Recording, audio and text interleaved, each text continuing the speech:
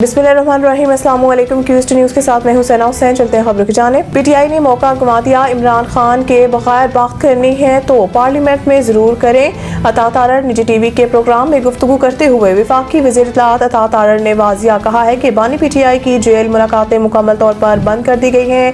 अब मुलाकात की इजाज़त होगी और ना ही जेल के बाहर किसी किस्म का हजूम इकट्ठा करने की इजाज़त दी जाएगी। उन्होंने कहा कि जेल से सियासी मुहिम चलाने की कोशिश किसी सूरत बर्दाश्त नहीं की जाएगी। अब कानून के मुताबिक सख्त कार्रवाई होगी। बानी पीटीआई और इनकी जमात ने मुल्क को डिफॉल्ट के करीब पहुंचाने की कोशिश की और IMF को खतूत लिखकर मुल्की माशत को नुकसान पहुंचाया। अता तारड़ ने गुफ्तगू करते हुए मजीद कहा है कि बानी पीटीआई मुल्क के लिए खतरा है। इनकी जमात ने वो काम किए जो दुश्मन भी नहीं करता। 9 मई के वाकयात में फौजी तंसीबात पर हमले किए गए जो कौमी सालमियत के खिलाफ संगीन इकदाम है। उन्होंने कहा है कि बानी पीटीआई को अपना सियासी मुस्तकबिल नजर नहीं आ रहा, इसलिए ऐसे बयानिए तश्कील दिए जा रहे हैं जिनका मकसद इंतशार है। उन्होंने कहा है कि बानी पीटीआई तालिबान की सोच रखते हैं, उसामा बिन लादेन को शहीद कहते हैं और दहशतगर्दों के बयानिए को आगे बढ़ाते हैं। यही वजह है कि उनका सियासी स्पेस महदूद हो चुका है। इदारों और सियासी क़यादत का एक दूसरे को जहनी मरीज कहना अफसोसनाक है। बैरिस्टर गौहर पीटीआई के चेयरमैन बैरिस्टर गौहर ने सोशल मीडिया पर जारी पैगाम में कहा है कि रियासी इदारे और सियासी लोग एक दूसरे को जहनी मरीज कहे या खतरा समझे तो ये अफसोसनाक है। उन्होंने मुल्क के दिफा को अहम करार देते हुए वाज़ेह किया है कि पीटीआई का बयानिया कभी मुल्क दुश्मन नहीं था, ना है ना होगा। बैरिस्टर गौहर ने कहा कि पाकिस्तान भी हमारा है, फौज भी हमारी है।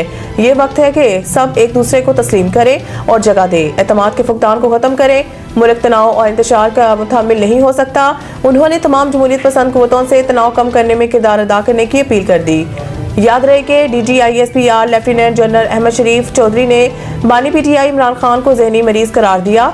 इनका प्रेस कॉन्फ्रेंस के दौरान कहना था कि इमरान खान से जब कोई मिले तो ये रियासत पाकिस्तान और फौज के खिलाफ बयानियां देता है।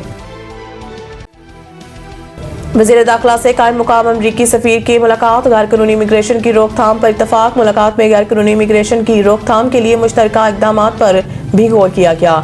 दोनों जानिब से इस अज़म का इज़हार किया गया। मंशियात की रोकथाम, मालूमात के तबादले और मरबूत हिकमत अमली के साथ ताउन को मज़ीद मुस्तहकम किया जाएगा।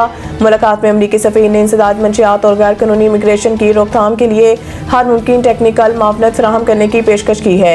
इस मौके पर मोहसिन नकवी ने कहा कि गैर कानूनी इमिग्रेशन के हवाले से पाकिस्तान की पॉलिसी वाजिया है और हुकूमत इस मसले के हल के लिए संजीदा इक़दामात कर रही है। उन्होंने कहा कि एयरपोर्ट्स पर मंशियात केसेस की निशानदही इनकी अवलीन तरजीह है और इस मकसद के लिए मुल्क के तमाम एयरपोर्ट्स पर जदीद तरीन स्क्रीनिंग मशीनें नस्ब की जा रही हैं ताकि किसी भी सतह पर गफलत या कमजोरी बाकी ना रहे। उन्होंने मज़ीद बताया है कि बलोचिस्तान, खैबर पख्तूनख्वा और सिंध में 110 अफगान शहरी गिरफ्तार किए गए और 40,659 एकड़ रकबा क्लियर करके पॉपी फ्री स्टेटस को बरकरार रखा गया। पंजाब शादियों में बंदिश पर सख्ती से अमल कराने और बुलंद आवाज म्यूजिक पर कार्रवाई का हुक्म। लाहौर पंजाब में बंदिश की खिलाफ वर्जियों और लाउड स्पीकर के गैर जरूरी इस्तेमाल के खिलाफ सख्त इक़दाम करने का फैसला कर लिया गया। वज़ीर आला पंजाब मरीम नवाज की ज़ेर सदारत इजलास हुआ जिसमें तमाम कमिश्नर्स और डिप्टी कमिश्नर को बंदिश की पाबंदी यकीनी बनाने का हुक्म दिया गया।